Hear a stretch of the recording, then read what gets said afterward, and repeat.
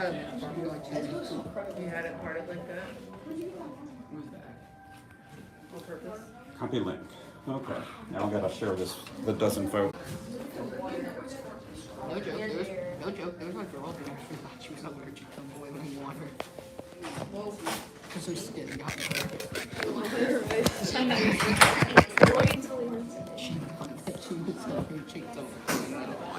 Really smart. Okay. She's homeschooled.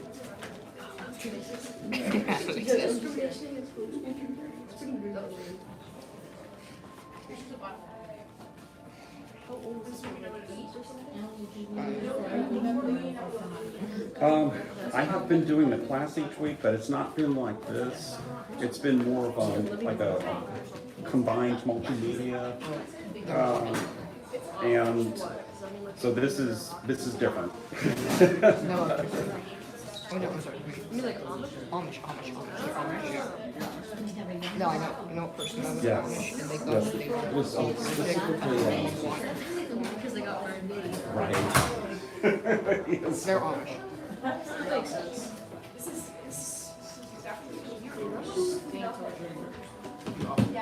Okay, guys, I've got 2 out of 3 running. I'm gonna get this last one running, and then we can go ahead and get started. I'm sorry. Get you there. I don't know what that. Laser pointer. Okay, I think we're up and running on all 3.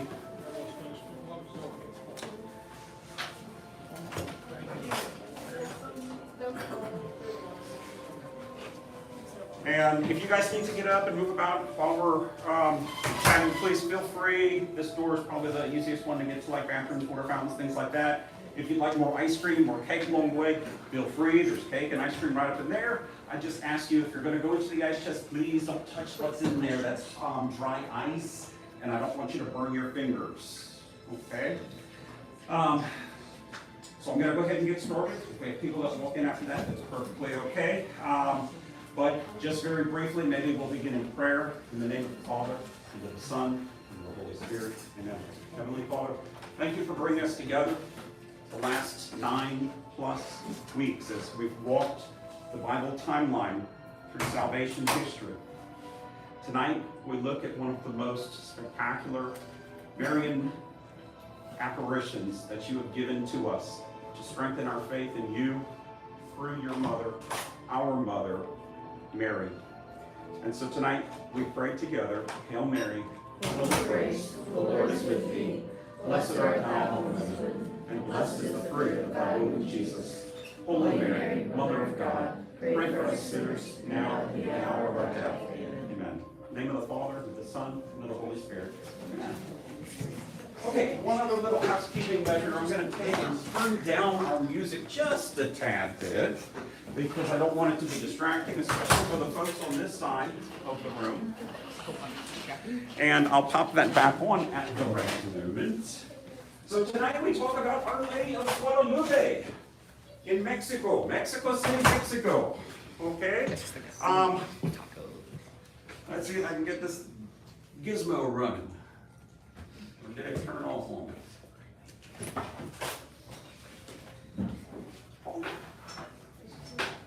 Dinos tonight. Mexico.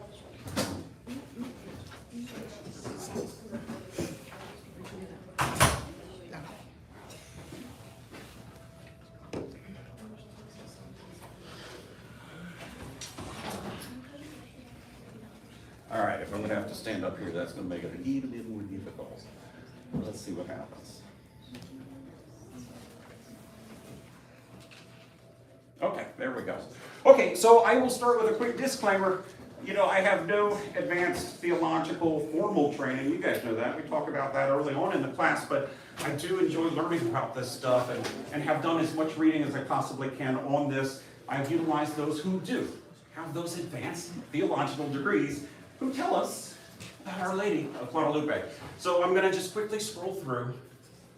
You guys are more than welcome to this. Afterwards, I'm happy to send it out to your parents. I've got over 40 different references that I've used over the last several months to put this together. Okay. So tonight we begin with a simple phrase. This phrase changed the history of the world, the history of our world, forever. This is the Nahuatl language. This was the language spoken by Juan Diego. When he went to go speak to the bishop of what was then Tenochtitlan, he didn't speak Nahuatl. He had a translator. So that translator would have told the bishop, "No estoy yo aquí, que soy tu madre?" Which we, speak English, would have known, "Am I not here? Who am your mother?" And so who are we talking, of course, about but Mary? Before we get into the image of Guadalupe itself, we have to start with some background. So the first thing to maybe talk about is Christopher Columbus, of all people. He didn't even go to Mexico City. Why are we going to talk about Christopher Columbus? Well, a Jesuit, Father John Hardin, sums it up. And he tells us it's one thing to say that Columbus discovered America. It's another, or it is something else to realize that he opened the door to the most phenomenal spread of Christianity since the time of St. Paul. There's nothing that could not be truer. You know, when Paul went out to evangelize, you guys know from our timeline class, these were Jews, these were Gentiles, they were following Mosaic law. At least the Jewish people were following Mosaic law. It said, you do not drink blood. Yet here's Paul out there saying, eat, consume the body of Christ, drink the blood of Christ. This was anathema to what the Jewish people believed, and yet he was able to Christianize the entire known world. So too was that door that Christopher Columbus opened in the New World, when you had in the Aztec and the Mesoamerican people a group who was human sacrificing, who some may argue were even demonic. And yet, through the work of those Spanish missionaries, they were able to affect the largest conversion in the history of the world. So we start with Christopher Columbus. Now, Christopher Columbus, just to get ahead of myself just a little bit, we all know Columbus sailed the ocean blue. In what year? 1400? Excellent. Okay, so he leaves on September 8th, 1492, which just happens to be the birthday of Mary. Happy birthday, Mom. Columbus, of course, sails on what three ships? Not the Mayflower. Good one there. The Nina, the Pinta, the Santa Maria. Now, one thing that history does not talk about was that this guy was a third order Franciscan. He was Catholic, not just regular, he was a devout Catholic. Another thing that you probably did not learn in history class was every single night, all 90 of his men aboard the Nina, the Pinta, the Santa Maria, would gather on the deck and sing the Salve Regina. Every single night. He was looking for the Indies. He wasn't looking for America. He was trying to sail around the world. We know that his intent was missionary. He had had correspondence with guys in India along the Silk routes and so forth who were looking for extra missionary priests. He said, look, if I can find this discovery route, subsequent visits, I will bring missionaries. We knew this was his intent. It's not talked about very much in history class, but that's what Christopher Columbus was looking to do. We also know that he made a promise to his men. If we do not reach the New World by October 12th, I will turn around and I will bring you back to Spain. Why October 12th? That was the feast day of Our Lady of the Pillar. Our Lady of the Pillar is a Marian apparition in Spain, okay? As is Our Lady of Guadalupe, which I will get back to in a moment. Now we know that the feast day of Mary, the Mother of God, the Theotokos, right? The God-bearer, the Mother of God. That feast day we celebrate on January 1st. It's a holy day of obligation. That's why we have to go to Mass on New Year. But was that always the case? No. And in fact, I put the wrong date up there. I meant to change that. But on October the 11th, that was the old feast day of Our Lady of the Theotokos, the Mother of God. And then in 1974, Pope Paul VI changed that to New Year's Day. The very next day was October 12th. Why are these days important? Well, the night of October the 11th, They had still not sighted land. There were probably some people getting a little nervous. Hey, maybe we're not going to make this happen. We're going to have to turn around, but not Christopher Columbus. He went on deck, sang the Salve Regina, said his evening prayers, and that night, land was spotted. The next morning, on the feast day of Our Lady of the Pillar, they finally land in the Americas. Now, why do we even talk about Our Lady of the Pillar? Well, only because it involves Columbus, and by virtue, Columbus involves discovery of the New World, and by virtue of that, Our Lady of Guadalupe. To speak about Our Lady of the Pillar, we go all the way back to biblical times. St. James, you guys know St. James. In the Bible, Christ talks about Peter, James, and John, right? Peter, James, and John. Well, this is St. James. And in 40 AD, he had headed west. He was evangelizing the Iberian Peninsula, the area that today we call Spain, Portugal, and he was downcast. He was having a lot of difficulty converting the people, and he started to doubt himself. And that was the first recorded Marian apparition. It is said that the angels carried Mary to the top of the pillar, where then she told St. James, "Do not despair. These people will do great things for me." This happened near Zaragoza. This is an aside. Zaragoza is simply a different way of saying Caesar Augustus. So you know this was part of the Roman Empire. But wait, Our Lady of Guadalupe, wait, I thought we were talking about Mexico. What is this stuff about Spain and Extremadura, Spain? Is there another Our Lady of Guadalupe? There is. So you guys probably are familiar. St. Luke, the gospel writer, the evangelist, was an avid artist. He wrote, he designed a number of images as well as statues. And he was one who had carved an image of Our Lady and the infant Jesus. It was one of the Black Madonnas, if you're familiar with the Black Madonnas. And there she is. So from the Holy Land, she makes her way to Rome. Why? Well, because all roads lead to Rome, right? So she ended up in the Vatican collection, where then Pope St. Gregory the Great, a number of centuries later, the late 400s, early 500s, decides to give this statue in thanksgiving to St. Leander of Seville. That's important. Seville is in southern Spain. Okay. Why was he given this? Well, because of St. Leander's victory in converting the Visigoths of the Iberian Peninsula. So that statue now has made its way from the Holy Land to Rome and now to Spain. You guys from my church history class, you know what happens in the the early 700s. That's the time of the Muslim invasion, the Moor conquest of the Iberian Peninsula. As they cross over near the Strait of Gibraltar and they're going into the Iberian Peninsula, now the Christians are fearing because the Moors are destroying any and everything which is Catholic. So there's a couple of priests who take this statue and flee northward towards Extremadura.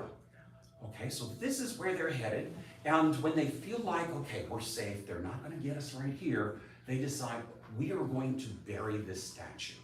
They put it into a strong box, along with a detailed description. Hey, it came from St. Luke. We're going to hide this because we don't want it desecrated by the Moors as they're invading. And they had hoped to return there someday, or send somebody else back there someday to locate and to bring this back out so it can be displayed, once again, in one of the churches. Now, that doesn't happen. These guys die off. And the location of the statue is lost forever. 600 years later, a herdsman, Gil Cordero, has lost a cow. He's a herdsman. Now, think about this and how this sounds when we think about the gospel of the lost lamb and how Christ left the herd to seek out that one lamb. Here we have Gil Cordero, a herdsman who's lost one of his cows and leaves the flock in search of his missing cow. He finds the cow. It's laying down on the ground. He thinks the cow is dead. He approaches the cow because he wants to skin it, because if I can't sell the meat, I'll sell the hide. I can get some money from this cow for the leather. And there's another Marian apparition.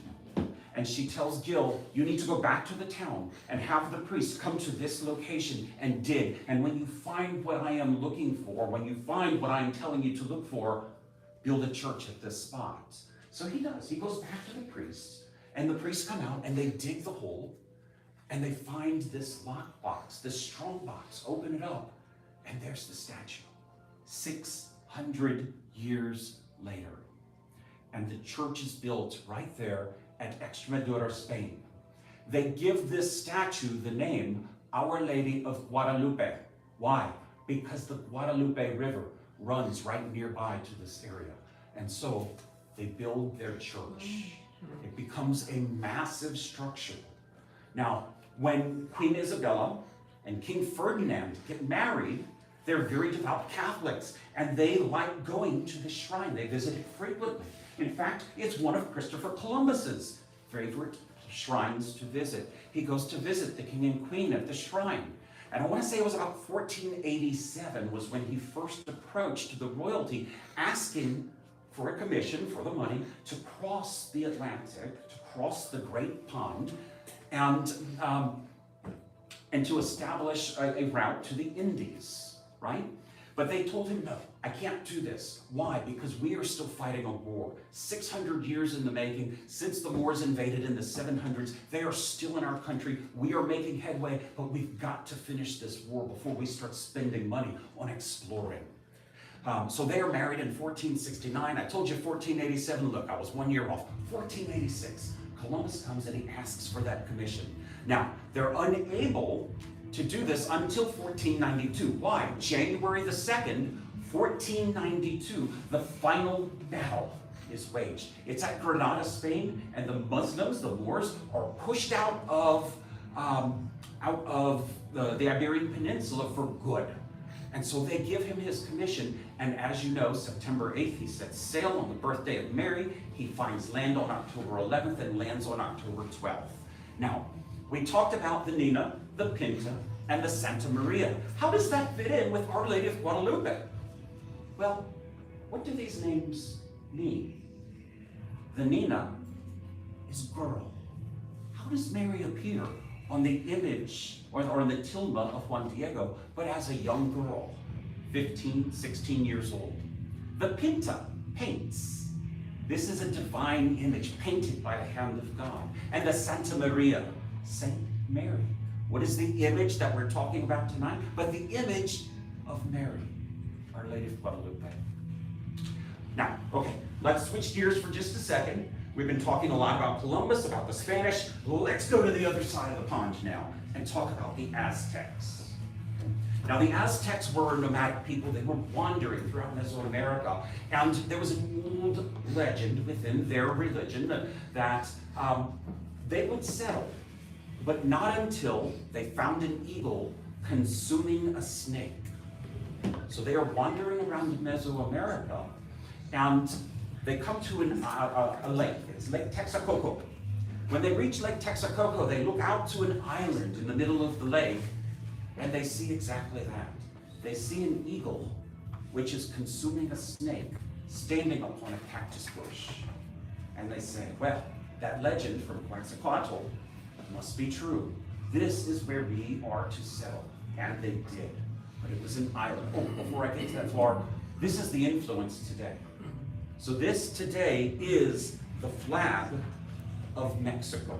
Notice that it still has the eagle consuming the snake on the cactus bush. Through all of these centuries, it hasn't changed, and that cultural aspect of Mexico today remains. Okay, so this is Tenochtitlan. Okay? The Aztecs have found Lake Texcoco, they found Tenochtitlan, and in the middle of the Tenochtitlan, they found the eagle consuming the snake on the cactus bush. So this is where they set up their city. Now, as the city grew, needless to say, this is an island, so it's difficult to get to. So right off, they built 3 causeways to their island.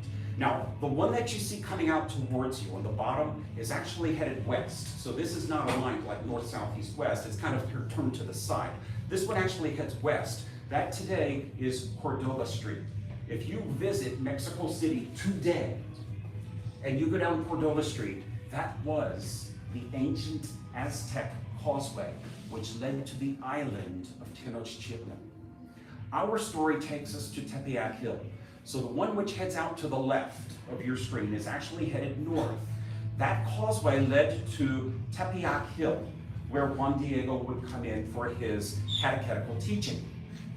One neat thing, if you look at that island, it doesn't look like one island, does it? It looks like a lot of small islands, almost like maybe Venice, Italy. Because as they grew and they needed more food, they would build these barges out in the middle of the lake, and they would plant their crops. And as the crops would grow and sediment would drop down, eventually the lake bottoms would reach those little barges, and they would literally become islands, and that was where they would grow their food. At its peak, the Aztec Empire encompassed a total of about 12 million people. This is about the entire stretch of the Aztec Empire. And of course, Tenochtitlan is right there at the lake in the center, and I have it circled there just for reference. Now, if you want to know what it looks like today, in the bottom right-hand corner there where you see the flag of Mexico, that today is called the Zócalo. And it's kind of like Jackson Square.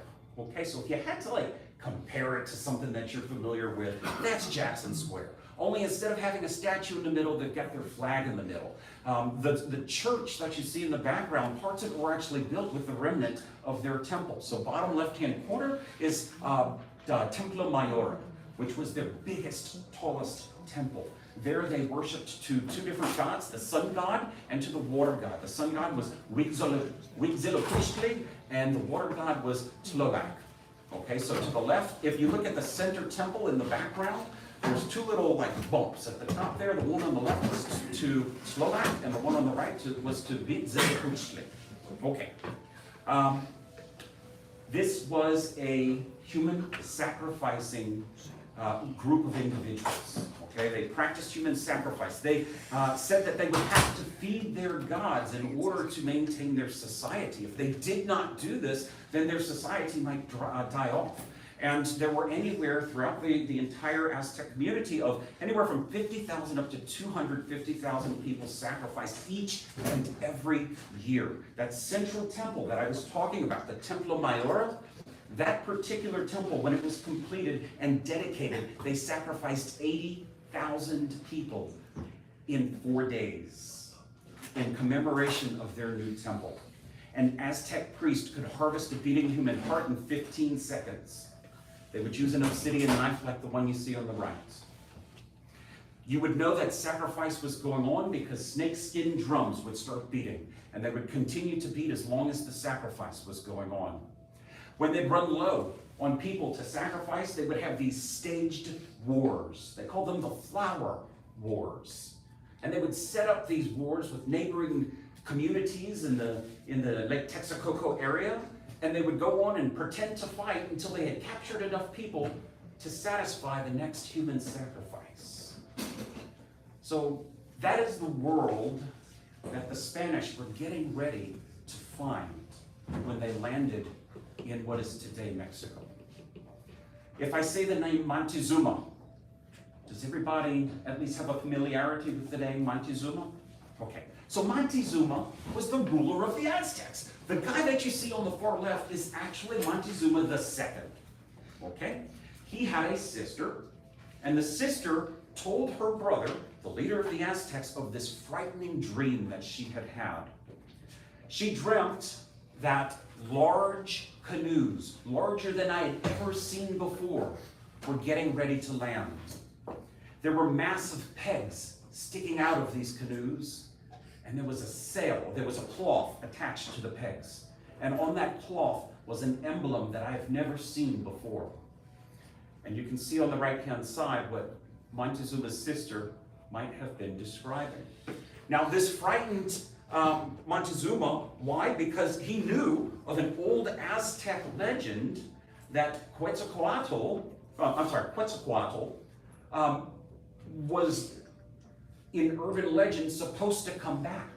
He was once a part of the Aztecs, and he didn't fit into the culture. He was banned from the culture, and he left from Veracruz, Mexico, or Veracruz, what was to become Mexico. But it was said that if they did not do as they are supposed to do, then Quetzalcoatl will come back, and he will conquer the Aztec rulers to retake rightful reign of the Aztecs. And so when Montezuma hears this, he's like, oh man, that's Quetzalcoatl. I gotta do something, man. He's coming back.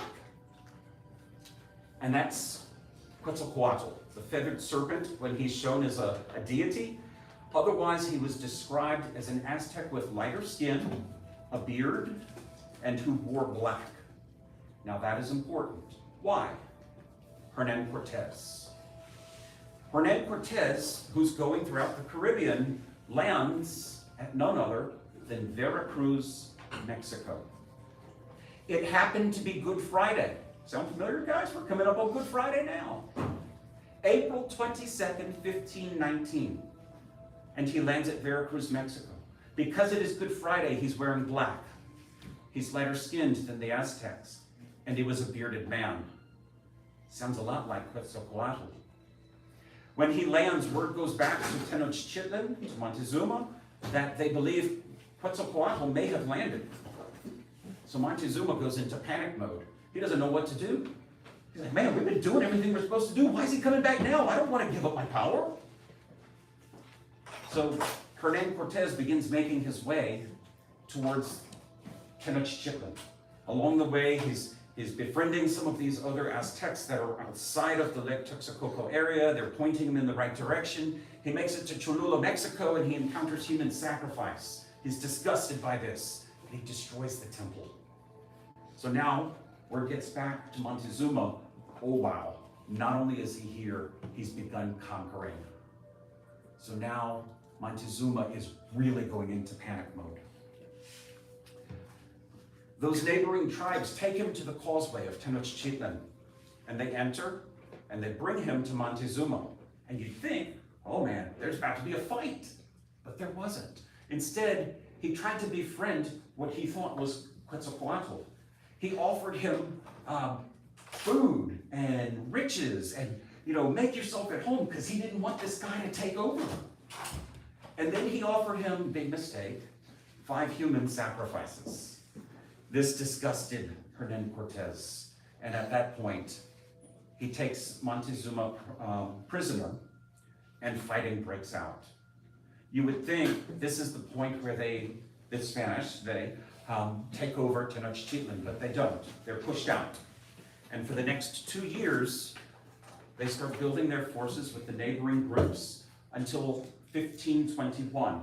So now we're 10 years before the image of Juan Diego, or the image of Our Lady of Guadalupe, appears on Juan Diego's tilma. 10 years out. This is the fall of Tenochtitlan. So Hernan Cortez returns. Montezuma II is killed. In place of Montezuma, Hernan Cortez is made the governor of Tenochtitlan.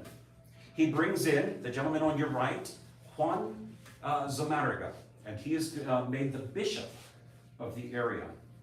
He has a very difficult job. He has 10 Franciscans who have accompanied him to this new land.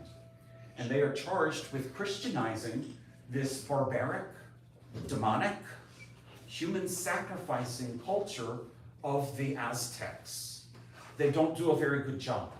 They're converting some people, but not a whole lot. The Aztecs who do convert, their lives are at risk. Why? Because the Aztecs that did not convert think that these guys are basically selling out. So let's kill them. Even the Spanish were committing atrocities against the Aztecs. Why? Well, when they were trying to communicate, they'd say, well, we come from Christ Jesus. We come from the Lord. Where do you come from? And they'd say, from Quetzalcoatl, the serpent god.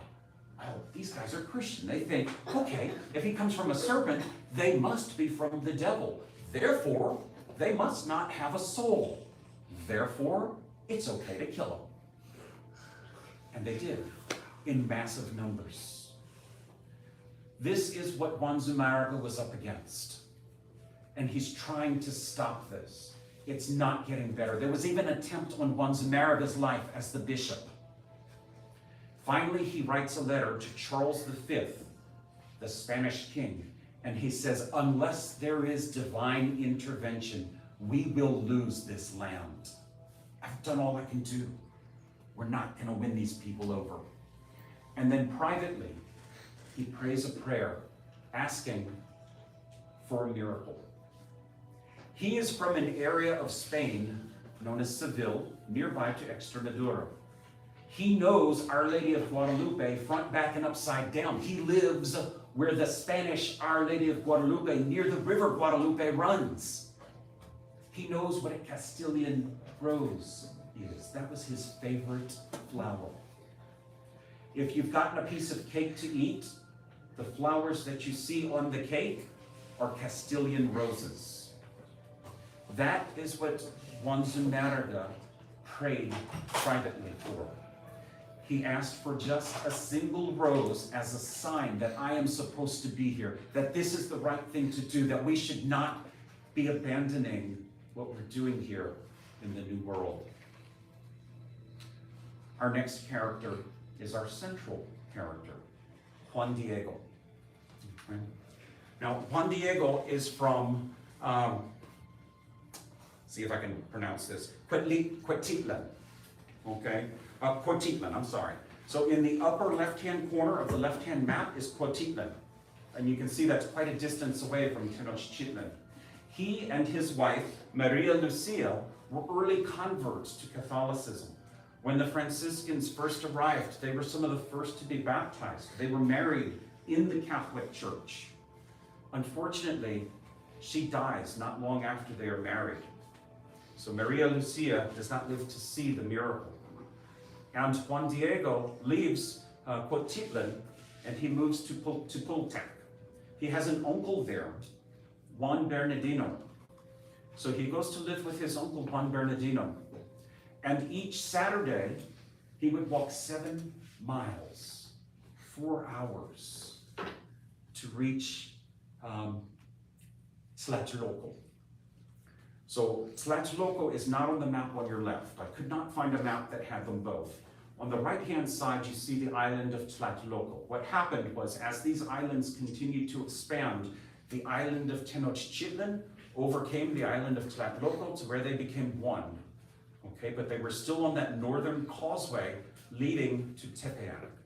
So each Saturday, Juan Diego would leave Tepotec, and he would make that 7-mile, 4-hour journey past Tepeyac onto the causeway to the island of Tlatelolco, where he would go to Mass and he would receive catechism in his native Nahuatl tongue. He did not speak Spanish. He spoke Nahuatl, and that was only available to him on Saturdays. December 9th, 1531. It's been 10 years now since Juan Zumárraga was first put in charge. He's at his wit's end. He's written the king. He's prayed privately for a miracle. And that morning, Juan Diego is walking from Tepotec towards Tlatelolco and crossing over Tepeyac Hill when he hears a voice. Juanito, Juanito. He hears singing. He said it was the most beautiful music he had ever heard. And then there's silence. And he goes looking for the voice that was calling him. He finds a young girl who then tells him, listen, my dearest and youngest son Juan, where are you going? And so he tells the lady, he says, well, I'm headed to Tepotec. I go every Saturday. That's my catechism, my Mass. And the young girl tells him, no, know for sure, my dearest and youngest son, that I am the perfect ever Virgin Holy Mary, the mother of the great God of truth who gives us life, the inventor and creator of people, the owner and Lord of what is around us and what is touching us or very close to us, the owner and Lord of the sky, the owner of the earth. And I want very much that they build my sacred little house here. Juan Diego does not know how to respond. There's a young girl who's calling him out personally, asking him to go to the bishop and deliver a message. He's faithful to this Catholic faith that he's been baptized into and that he's learning about. So he continues his journey. He gets to Tepoztlán and he reaches Juan Zumárraga and asks for an audience with the bishop. They think it's a little bit odd. Who is this guy? He doesn't even speak the language. Why does he want to see the bishop? But okay, I'll ask him. So Juan Zumárraga receives him. And through a translator, Juan Gonzalez, he tells the bishop, I was out at Tepeyac, and I heard these birds singing, and I heard the flowers singing, and this girl appeared to me, and she said she wants a sacred house, a church built at Tepeyac. Juan Zumárraga doesn't know what to say. He's got bigger fish to fry. He's got Aztecs killing Spanish, killing Aztecs, trying to kill him, and they want me to spend money to go build a church? Okay. I tell you what I'd like for you to do is to come back, and I will listen intently to what you have to say, but now's not the time. So Juan Diego leaves, and he's despondent. He's headed back home, 4-hour journey, 7 miles. And when he reaches Tepeyac Hill, Mary is there. She looks at him, and he says, I tried. The bishop didn't want to do this. He says, send somebody who's rich, somebody who's noble, somebody who is somebody. I'm a poor peasant. He doesn't want to listen to me. And Mary tells him, listen, my youngest and dearest son, know for sure that I have no lack of servants, of messengers, to whom I can give the task of carrying my breath, my word, so that they will carry out my will. But it is very necessary that you, personally, go and plead, that my wish, my will, become a reality, be carried out through your intercession. And I beg you, my youngest and earnest son, and I order you strictly to go again tomorrow, to go and see the bishop. And in my name, make him know, make him hear my wish, my will, so that he will bring into being, he will build my house of God that I am asking him for. And carefully tell him again how I, personally, the ever-Virgin Holy Mary, I, who am the Mother of God, am sending you. So Juan agrees and heads home for the night. The next day, he gets up, and just as Mary asked, he begins his journey. He begins heading back 7 miles, 4 hours, past Tepeyac and into Tlatelolco, where he would then go to see the bishop and ask once again that the house be built, the church be built at Tepeyac Hill. This time the guards are a little more reluctant to let him in to see Juan Zumárraga. Aren't you the guy who was here yesterday? Man, the bishop was done with you. You don't need to see him again. But Juan Diego presses on. No, I have to see the bishop.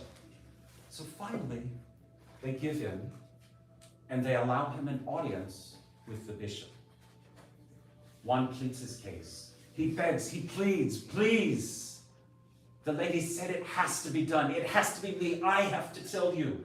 Please, build this house that she's asking for.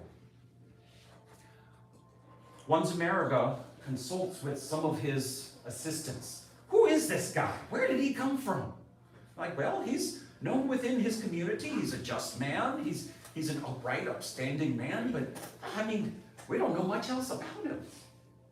So Juan Zumárraga, the bishop, sends 2 of his assistants to follow Juan Diego back to his house. He thought, maybe it's one of our guys. Maybe it's one of ours who are trying to get a church built in his neighborhood. Let's see where he goes. Let's see what happens. And they have 2 guys follow him. So they head out onto the causeway.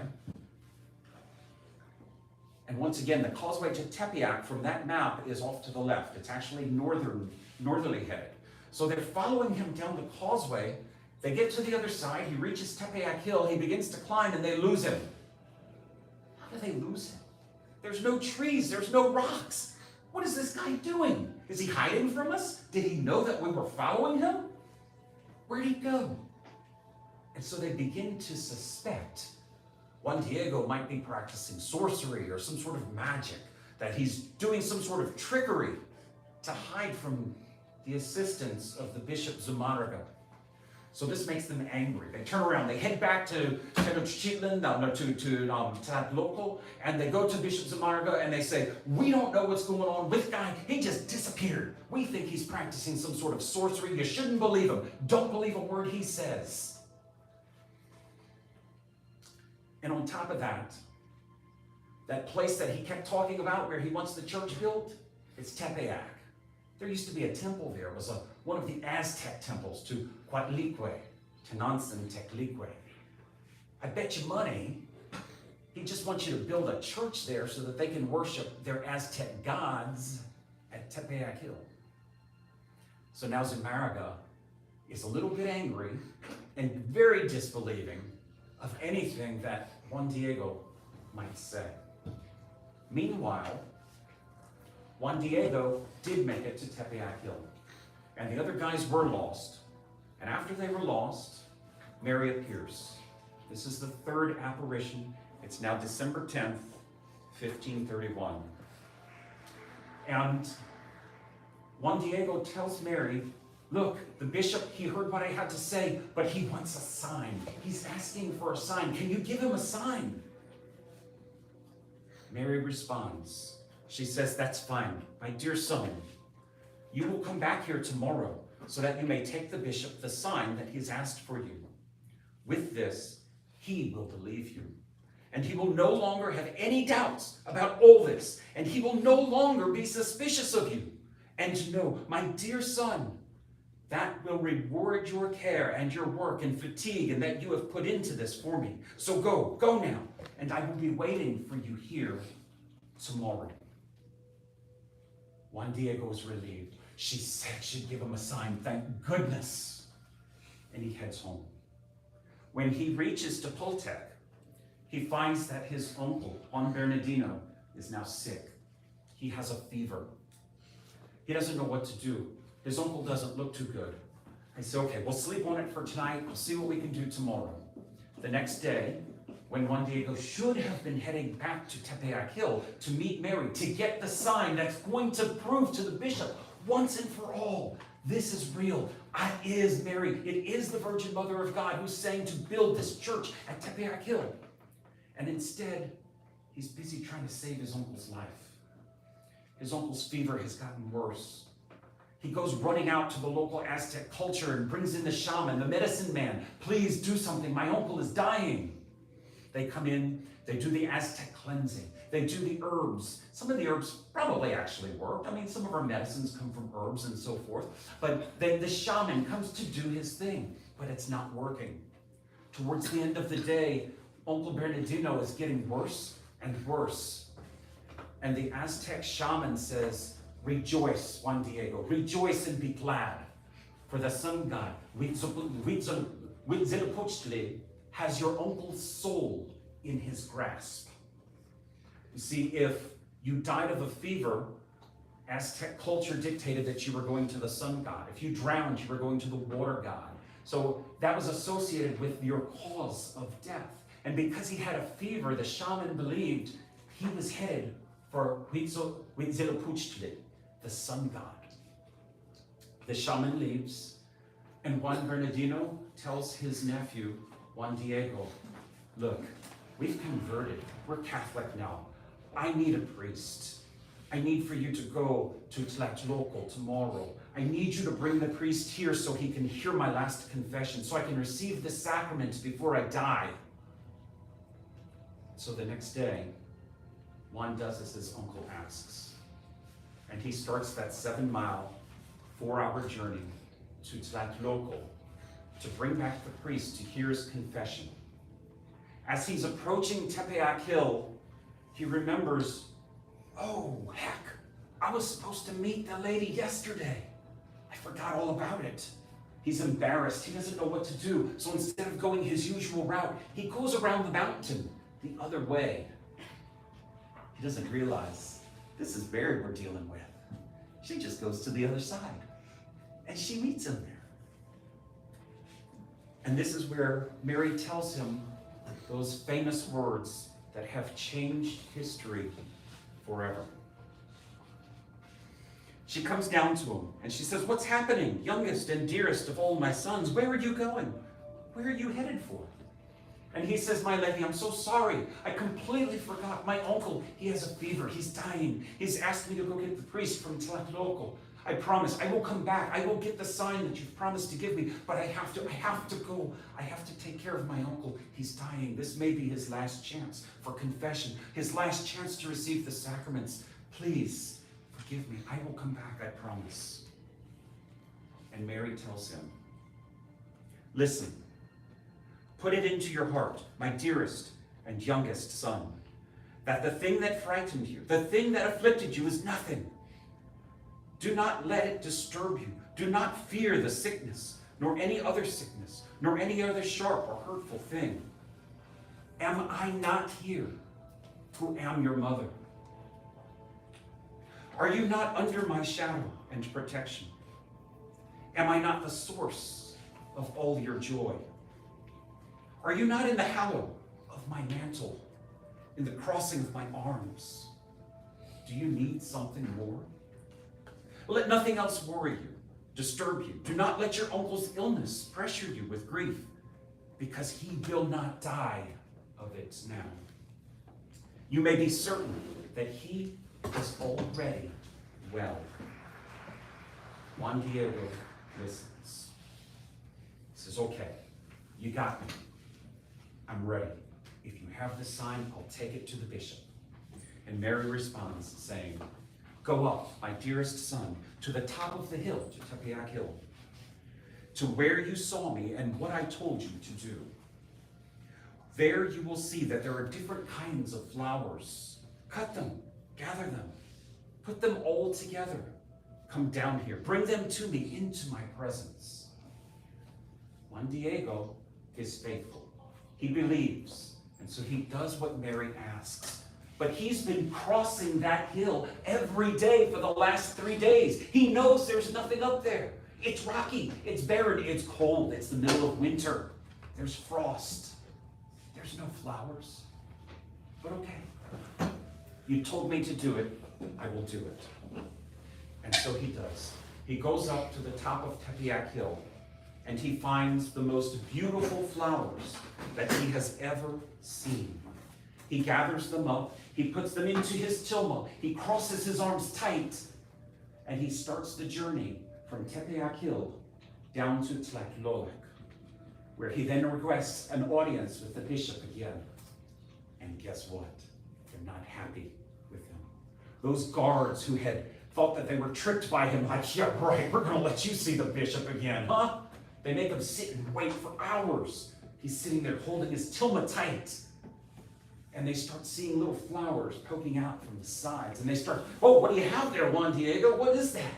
Let me see." And they reach out for it. They reach for the flower. And their fingers go right through it. They try 3 times to grab the flower. And it was as if it was not even there. Now they're spooked. They run inside to the bishop. "Look, that guy is here again. Something is going on. You have got to see him." So they let him in. They bring him in to see Juan Zumarraga, the bishop. And at that point, Juan takes his tilma and he releases it, allowing the tilma to fall. And with it, all of the roses that he had never seen before. But the bishop had. Those Castilian roses had never grown in the Americas before. Those roses were native to Castile, Spain. Juan Zumarraga is from Castile, Spain. Oh, Mary actually arranges the flowers in his tilma too. But when Juan Zumarraga looks, he's not looking at the flowers, he's not looking at the ground. And Juan Diego's looking at him like, "Well, what's going on? You're not even looking at what I brought you." And so he looks down, and on his own tilma has appeared the image of Our Lady of Guadalupe. The bishop recognizes this is a miracle. He immediately takes the tilma, hangs it, displays it, asks Juan, when did this happen? How did this happen? Tell me more. And he says, but wait, before I tell you anything else, my uncle is very sick. He's deathly ill. He has a fever. Our lady said that he would be better, but I just don't know, and I need help. Can you get somebody? He says, don't worry. And he sends 2 assistants out to Chapultepec. They bring Juan Bernardino back, and they ask him questions. What happened? You're well. You're not sick any longer. Your fever's gone. When did this happen? How did this happen? He tells them exactly when it happened. And it turns out that at the same time that Juan Diego was gathering his flowers, listening to Mary saying, am I not here, who am your mother? She was bilocating and was at the home of Juan Bernardino and healing him. She told him, you will not die from this fever. You will be healed. She also tells him, I wish to be known as the Lady of Guadalupe. Now, to Juan Bernardino, it would have sounded familiar because there was an Aztec word, a Nahuatl word, which was Guadalupe. Now, get this. What does Guadalupe mean in Nahuatl? She who crushes the head of the serpent. Sound familiar? Genesis chapter 3, verse 15. The proto-evangelium. She who would crush the serpent's head. So he tells the bishop, Juan Zumarraga, Our Lady of Guadalupe. And he doesn't hear Guadalupe. He hears Guadalupe. Because in Spain, where he came from, runs the river Guadalupe. Is this magnificent, awesome, massive shrine to Our Lady of Guadalupe. And she became known from that day forward as Our Lady of Guadalupe. They rush to Tepeyac Hill. They begin building the church that Mary asked be built at the peak of Tepeyac Hill. It takes about 2 weeks. It was December 12, 1531. What is 2 weeks later? Christmas. And the first church is completed, and they're celebrating, they're singing, they're dancing, there's music. What happens on New Year's when people are celebrating? Firing off guns into the air. These guys didn't have that. They had bows and arrows, and they're firing celebratory bows and arrows off into the air. One of the dancers gets hit in the neck, goes through his neck, and he dies. They bring him to Juan Zumarraga, and he brings him to the image of Our Lady of Guadalupe and press him against the image. And he's brought back to life again. And it's the first miracle of the tilma of Juan Diego, the day that the first church is completed. Word begins to spread. People are coming from all over to see the image of Our Lady of Guadalupe. Within 10 years, 9 million people convert. It is the single largest conversion to Catholicism in the history of mankind. At the same time that this was going on, Martin Luther was in Germany, starting the Protestant Reformation. 5 million people left the Catholic Church. It's almost like Mary was choosing this day, this time, to show that no matter what's going on in Europe, we will be successful, we will succeed. 9 million people convert. So how did this happen? How did these people abandon their faith? They were practicing human sacrifice for centuries. Why? Why would they abandon this just like that? Unless maybe there was more to it. Because when you look at the image of Our Lady of Guadalupe, and I have, an image right here, you guys can kind of see, it looks pretty straightforward, right? It's Mary, okay, she's got some rays coming out, a starry looking robe. But what's so special about this image? The Aztecs and the Nahuatl did not have an alphanumeric language. They didn't say A, B, C, D, E, F, G. They didn't say 1, 2, 3, 4, 5, 6, 7. It was more like the Egyptians. It was more like the pictograms. They had pictures which represented things. And it's possible then that a message to the Aztecs was almost built in to the image of Guadalupe, leading 9 million people to convert within 10 years. So let's talk about that. I've mentioned Huitzilopochtli a few times. If you look at the bottom left corner of your screen, that is a representation of the sun god Huitzilopochtli. You'll notice that he is the circular face in the center of that stone, and on all four sides of him are these four square blocks, these four chambers, if you will. He was the sun god. There was nobody more powerful than Huitzilopochtli. When they sacrificed to the sun god and to the moon god and to the water god. On the upper right-hand corner, you see the Quetzalcoatl, eagle's vase. Notice that the eyes around the eagle have sunbeams coming out of them. Why? Because the eagle could fly higher and farther than any other animal. It was more revered than any other animal. Why? Because it could get closer to the sun god, their central deity, Huitzilopochtli. And the eagle could get closer than anybody. If you notice behind Quetzalcoatl in the body, there's a recess behind the neck. That is where the beating heart would have been placed, that the eagle would have brought to the god to feed the sun god. The moon god, Quatlique, or also known as Tonantzin. Less commonly, you'll see Tetoe-Enan, but most commonly Quatlique and Tonantzin. When represented as a statue, you'll notice the statue looks straight on at you, and you'll notice the belt. That's important. Remember that belt that's around the waist of Quatlique. When represented as a circle, you'll notice that Quatlique is both dismembered and beheaded, and that was because she was not only the moon god, but the moon goes through phases. So that represented the different phases of the moon. Now let's look at the image, and how could the Aztecs have interpreted that as something which was worthy of leaving centuries-old religion for this foreigner's faith? Now for the Spanish, it was very straightforward. Revelation chapter 12, verse 1. A great sign appeared in the sky. A woman clothed with the sun, with the moon under her feet, and on her head a crown of 12 stars. You see the sun behind her? And the moon underneath her. But do you see the crown of 12 stars? Hold that thought. We'll come back to that.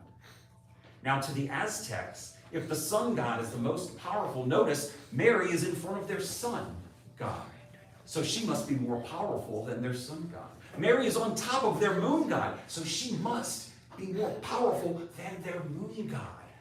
Maybe we should embrace this faith after all. Let's go back to that belt. Remember, Quatlique has this belt. It's made from serpents, kind of a throwback to Quetzalcoatl. Okay, so that was that serpent god when formed in that type of description, Quetzalcoatl.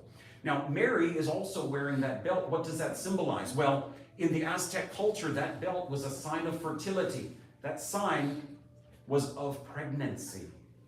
So to the Aztecs, when they saw Mary wearing that black belt, the only time an Aztec woman would wear that black belt was when she was pregnant. It signified that she was carrying a child. But in the Aztec culture, before you got married, you would wear your hair down and parted down the center. Once you got married, you would braid your hair up. You wouldn't wear it the way the image displays it. So how then did the Aztecs look at these two things, but as a pregnant virgin? Sound familiar? The Spanish would have seen that immediately. Mary. If we look at the pyramids, okay, why were the pyramids built where they were? Well, the one at Templo Mayor, that was on Tenochtitlan, was simply built there because it was an island. But if we go a little further out, it'll come to me in a second. There was a natural cavern in the ground, and that cavern had 4 chambers in it. Okay? Those 4 chambers represented the 4 elements: earth, wind, fire, and water. It also represented the cardinal directions, north, south, east, and west. And in the center of those 4 chambers would have been divinity. It would have been the most divine place, like heaven on earth. And so they chose to build their pyramid to the most powerful god, to the sun god, on top of those chambers. Teotihuacan, That was where that was at. Sorry, I had a brain fart for a second. Teotihuacan. And that was where that naturally occurring cavern was located. And in the center, of course, divinity. So that is why they built their temple at Teotihuacan. And actually that was built before the Aztecs, but that was why that one was built there. Okay. If we look at the robe of Mary, the robe has a number of different flowers on it, but there is only one of the quinquax flower, the Napuli Olin, which was a jasmine flower, which had 4 petals, 4 chambers, surrounded by a circle. In the center is divinity. That one flower, if you can see it on the image to the right of the TV, is just over the womb of Mary, which told the Aztecs that whatever was behind that flower, whatever she is, whoever she is pregnant with, is divine. So yes, she is greater than our sun god because she is in front of our sun god. She is greater than our moon god because she is on top of the moon. But she is not the greatest of all. Why? Because her head is bowed, as if in prayer. She's not looking directly at us like Quetzalcoatl did. She's looking down in prayer. Why? Because there is one greater than her. Who could possibly be greater than her if she's greater than our sun god, greater than our moon god? Well, there's your answer. She was carrying in her womb one who was more divine, more great than she. So again, this is Huitzilopochtli. You can see him again up close in color. The divinity in the center, the 4 chambers surrounding that, and again, the Napuli Olin, or the quinquax flower, to the left. That is why and how this image told a story to the Aztecs that it was okay to embrace this faith. What about the robe itself? The robe is this bluish green sort of hue to it. Well, nobody would have worn that unless they were divine, unless they were of royal nature. In the image itself, take a look, and it's this area right here. Okay, so to the image in the right, you can kind of see it right there.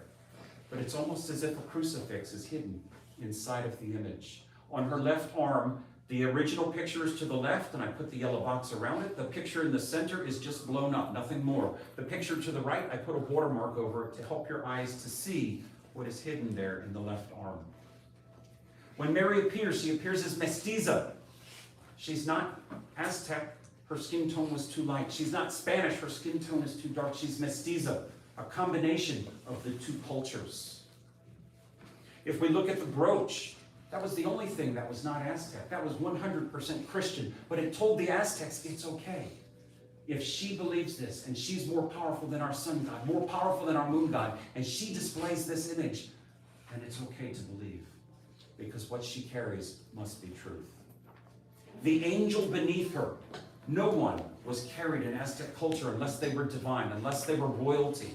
The fact that the angel is carrying her means she must be divine. She must be royal. Not only that, but look at his hands. He carries one with the mantle, one with the robe, one symbolizing the sky, the stars, where she is divine from the stars. One symbolizing the robe, the earth, the flowers of the earth, where she is divine in the earth. So the Spanish would have seen this as the queen of heaven and earth. Not only that, but he's a winged angel, and he has the wings of an eagle, the most prominent animal that flies the highest and closest to the sun god. So he must be a powerful angel. When did she appear? December 12th, 1531, the solstice. I'm waiting for a head to turn. Wait, that's not the solstice. December 21st is. Exactly.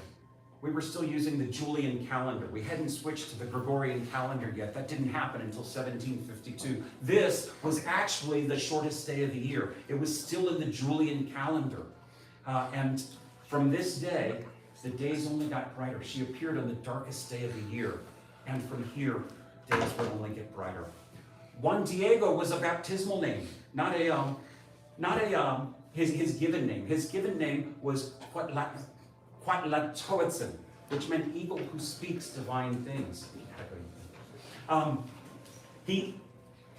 His name, his birth name itself, was enough to tell the Aztecs that this man speaks like the eagle, the most powerful animal who would have flown the highest to our sun god.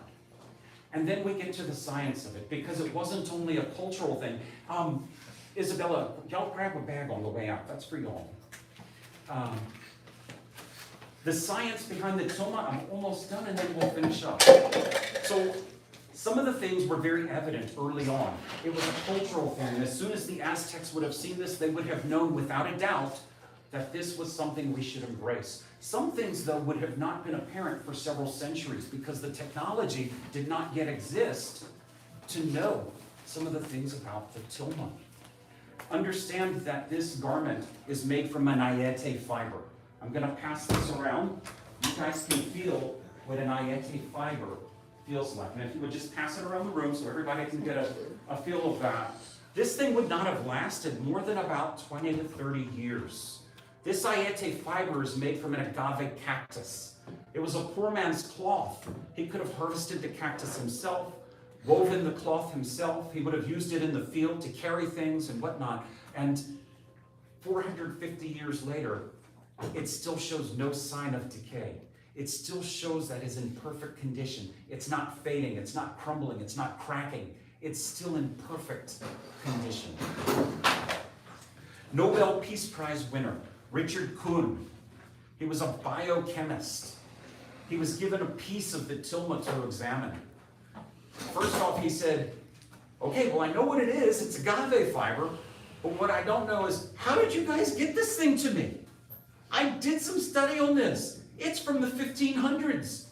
It shouldn't be here. It should have decayed. Yet it's still here. How did you guys do this? And then he said, and the pigment, the color that's on the tilma, that pigment should not be here either. That pigment, I don't know what it is. It's not chemical. It's not animal. It's not an element. It's not a burn mark. I have no idea what the color is. I have no idea why the color is there. It shouldn't be there. The cactus fiber that it's on shouldn't be there. November 14th, 1921, the Mexican government was trying to curtail Catholicism in Mexico. They sent one of the communist members into the basilica of Our Lady of Guadalupe with a bouquet of flowers. And in that bouquet was a bomb. He asked if he could put that bouquet of flowers at the foot of the image. I said, of course, absolutely, please. And so he did. And then he left. Shortly thereafter, the bomb exploded. Every window in the basilica was blown out.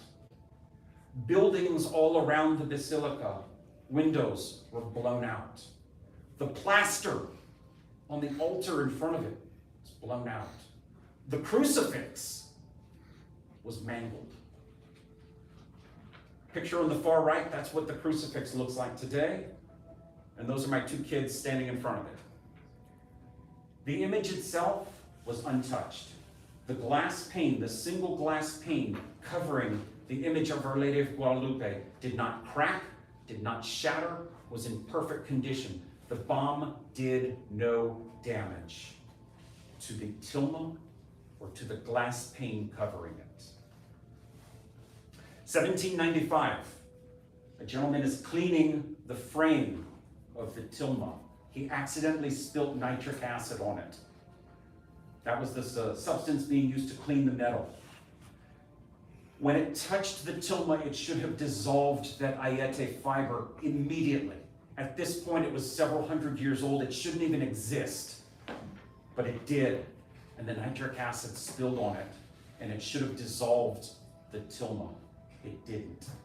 Today, all you see is that little stain in the upper right corner that I'm pointing to at the image on the far right. If you take the stars and you take the flowers on the mantle and on the robe of Mary, and you replace those with musical notes, and I'm going to see if this is going to play on here. The music that you've been hearing in the background is the music that's been playing from the tilma. So now you'll hear it a little bit louder for a moment. I'll let it play for a moment. But when you remove the stars, you remove the flowers, and in their place, you put the music staff and the notes, and the tilma plays a melody in perfect harmony. If you were to change the date, so these stars all align with December 12th, 1531. If you change the date, the stars change alignment, and it no longer plays music. At that point, it's discordant. Only as the sky appeared on December 12th, 1531, does everything align to play a perfect harmony when you play the music on the tilma.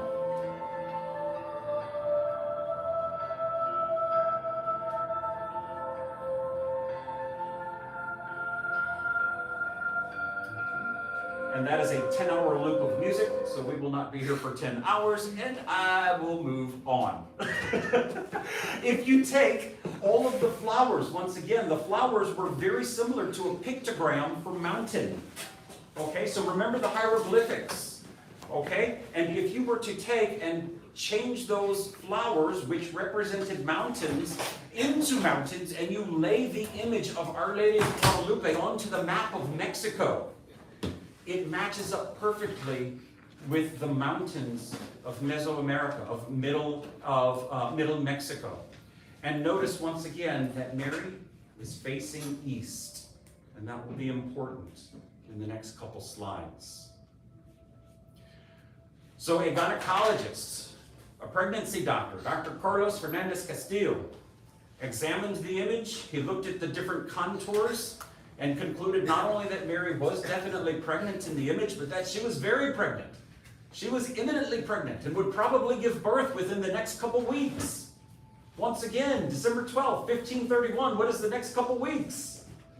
Christmas, the day we celebrate the birth of Christ. Some people will contradict this, others will swear by it.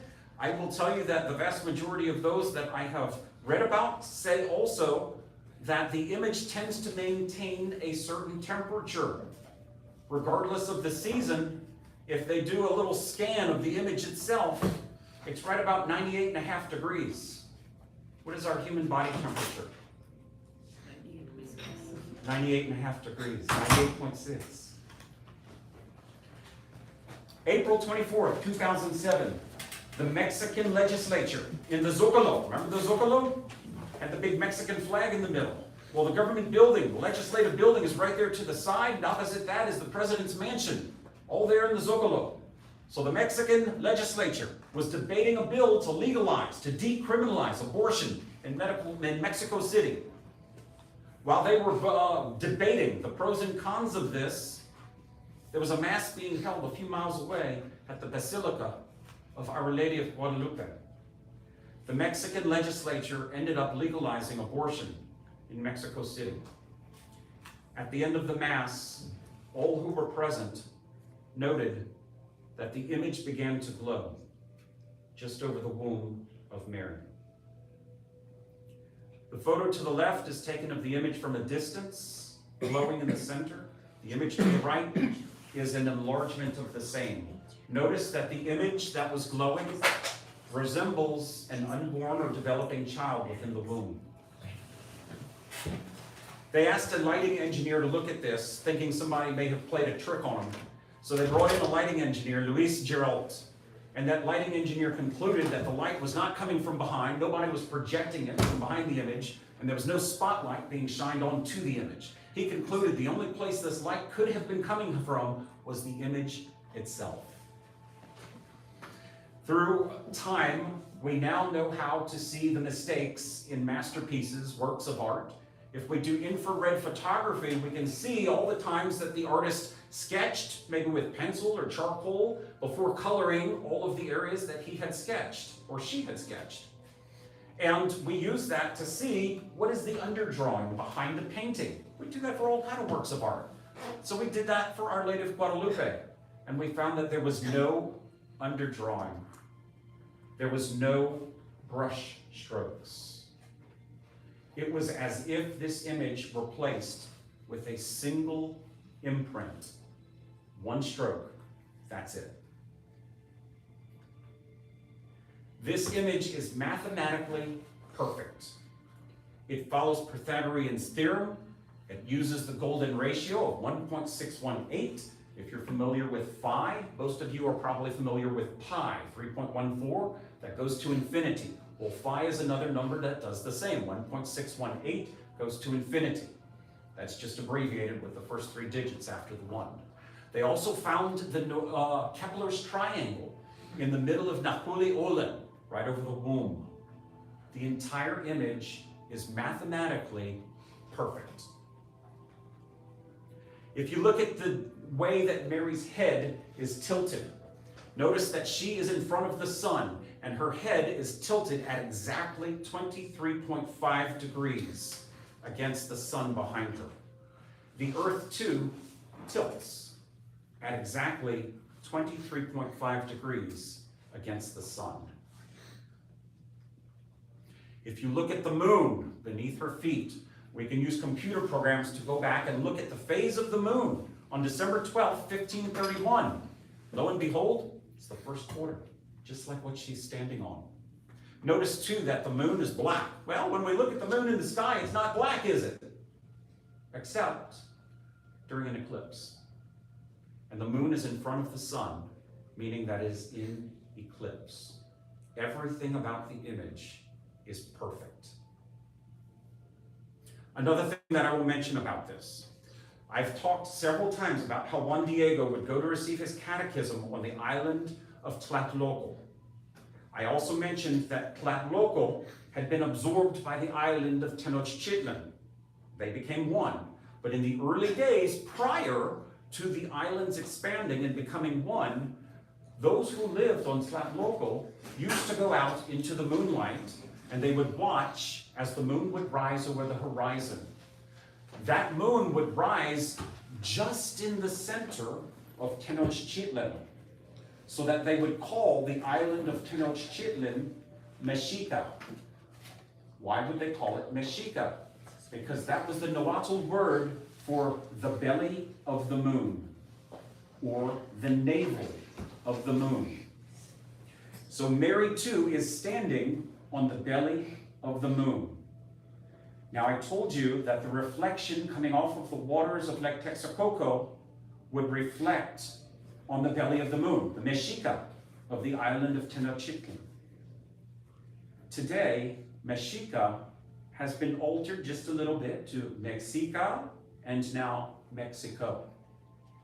So the nation of Mexico, named after the original city of Tenochtitlan, which was once called Mexica, the belly of the moon, where Mary walked. Coordinates. Mary appeared at Tepeyac Hill, which is precisely 19.5 degrees north. Coincidentally, there are 19 references to Mary in the Bible, and this is dead center between North and South America. Now, there are those who would contend that not only is she dead center, but that she is furthest north and furthest south. They speak of Our Lady of Guadalupe in northern Alaska and San Juan Diego in southern Argentina.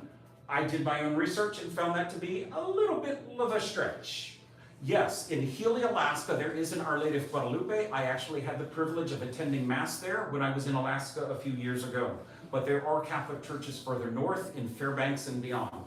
To the south, in southern Argentina, there is a San Juan Diego. If I remember correctly, it was Jorge Bergoglio who started, if you will, who had instituted this church in Argentina. We know that Jorge Bergoglio goes on to become Pope Francis. But again, it is not the furthest south. It might be in southern Argentina, but there are more Catholic churches further south. So when there is a body of evidence, because again, I'm not an expert, but I did read a heck of a lot about this, and I try to present what the body of evidence was saying. This was one thing that I found not to be true, but I did find it interesting enough to at least mention to you.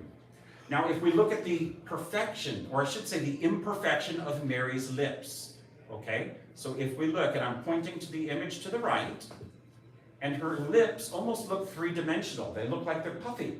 They've got fullness to the lips. How did the artist do this? He didn't. That is an imperfection in the ayete fiber. It's a knot that causes her lips to protrude, to look like they have fullness. There's no optical illusion to give it that effect. It's an actual imperfection in the ayete fiber. Now, you tell me an artist who could be so precise as to line up lips with an imperfection in the canvas upon which they are painting. If this doesn't show the image to be of divine origin, I don't know what will. Except maybe her eyes. Inside of her eyes, people began looking closer and closer, and as technology advanced, began looking with ophthalmoscopes and eventually with computer-driven imaging. Dr. Jorge Escalante Padilla, surgical ophthalmologist, he's an eye doctor, began examining the eyes of Mary. He noticed that the eyes were three-dimensional. Even though they're on a tilma, a cactus fiber, the eyes look as if you're looking into a human eye. The space is 5/16 of an inch in width. It demonstrates what we know today as the Purkinje-Sanson effect. Dr. Jose Aste-Tansman, civil engineer, doctorate from Cornell, digital. You guys grab a bag on the way out. Digital and expert in digital imaging. He found 13 images of people in both eyes of the tilma. Both eyes show the exact same people, but with slight variation because your eyes are not in the same place. It shows the left eye perspective and the right eye perspective. These are some of the folks he found on the inside. This would be Juan Diego. You can see it with the background blacked out, and then with computer enhancement on the right, left eye and right eye, and an artist impression. Then you see the bishop and his translator. So that's one's America and one's Gonzalez. Close up, you see their faces with computer enhancement on the left and artist impression on the right. The native gentleman, far left. One thing interesting, you can see the sandal. You can see the strap of his sandal. And without magnification, now they magnified it 2,500 times. Without magnification, it's 4 microns wide. But you can see the strap of his sandal. That's how detailed this is. Even an artist today could not create an image with a strap of a sandal 4 microns wide. There's a family in the foreground who happened to be in the room during that final audience with the bishop. With computer enhancement, you see them a little more clearly, and an artist impression of the family. If you take both eyes, left eye and right eye, and you put them together, and then you, with computer imaging, remove the family in the foreground, you can see the shadow of Mary in their place. Mary was there, present in the room as the image appeared on the tilma of Juan Diego. Left eye and right eye, computer enhancement, and finally artist impression, and a quick psalm. Wondrously show your steadfast love, O Savior, of those who seek refuge from their adversaries at your right hand. Keep me as the apple of your eye. Hide me in the shadow of your wings. Finally, we come to the stars themselves. If you look at the stars, they're not randomly placed. If you looked at the sky of Mexico City on the night of December 12th, or in the morning of December 12th, 1531, those stars align precisely with the constellations of the sky as seen over Mexico City. Now, it is on her mantle, and the mantle does not wrap completely around her. It's open in the front. But if you were to wrap her completely with the mantle, remember at the beginning I said the woman clothed with the sun, with the moon beneath her feet, and upon her head a crown of 12 stars. But where is that crown of 12 stars? Here it is. The corona borealis, the crown, would have appeared if that mantle stretched across her right above her head. Over her heart, you would have found the constellation Virgo, the Virgin. Over her womb, Leo, the lion. Jesus Christ is known as the Lion of Judah. Notice too, remember when you put Mary down onto a map and you line up the flowers with the mountains of Mexico, face her east, and they line up perfectly. Look what direction Mary is facing with the constellations, facing east. there's a lot about this image that just goes beyond anything you could ever imagine. So when we talk about how this image has been able to convert so many people in so short a period of time, and even to this day continue to convert people, this is some of the reason why.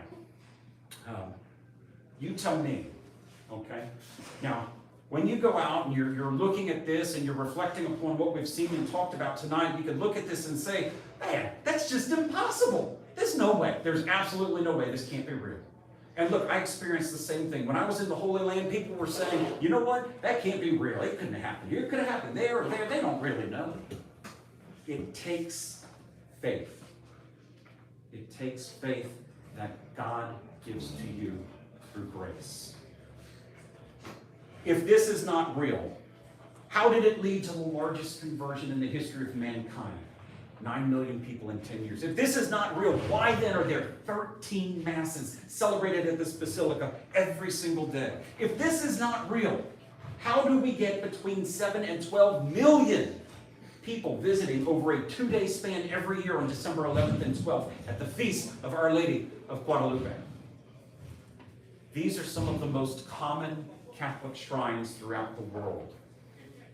Vatican City, St. Peter's Basilica, Our Lady of Lourdes, Fatima, the grave of Padre Pio.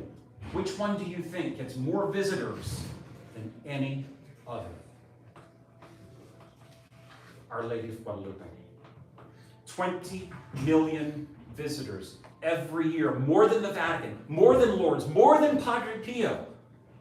Mexico City, Our Lady of Guadalupe. So, when you're feeling alone, when you're feeling lost, when your faith, you may be doubting this, doubting that, when you're at Mass and you're wondering, man, is that really the true presence of Christ in the Eucharist? When you're having doubts about your faith and things like that in life, remember the words that Mary spoke to Juan Diego. Huitzamo nikan, nikanimenansen? Am I not here? I am your mother. Okay, in closing, I have a brief video that's going to show you the shrine, about 3 minutes, and then we're going to conclude.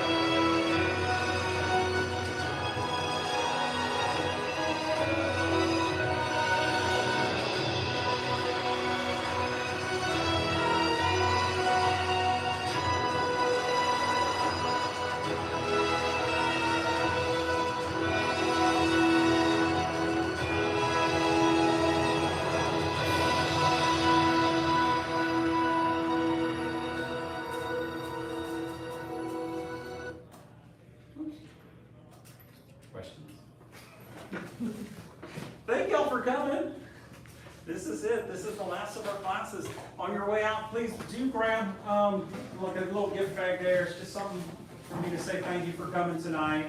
I kind of went over a little bit. I didn't think, I'd done it for 45 minutes earlier today. It was good.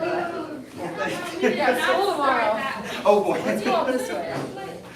Yeah. Their cars- Start 30 minutes late. I'm sorry? Did we start 30 minutes Did late? we? There was someone said, like, Oh, goodness. I didn't realize that I'd gone over that much. It was 30 minutes late? yeah. Okay. Oh, you know what? Because I was waiting until the mass let out from Palm because Sunday. we don't have the You know what? That's what it was. I didn't realize. I didn't even think about that. map. Do you need help with the chairs? I'll get it. That's fine. Thank you, though. Yeah, y'all have a good one. I kept you late enough already, huh? You bet. Have a good one. Uh-huh. I'm able to connect at this moment. Uh-oh. Which one is that? The big tablet. The big tablets or the It's been going on like this for a while now. oh, really? Yeah. Let's see. I'm speechless. It was incredible what you just told us today.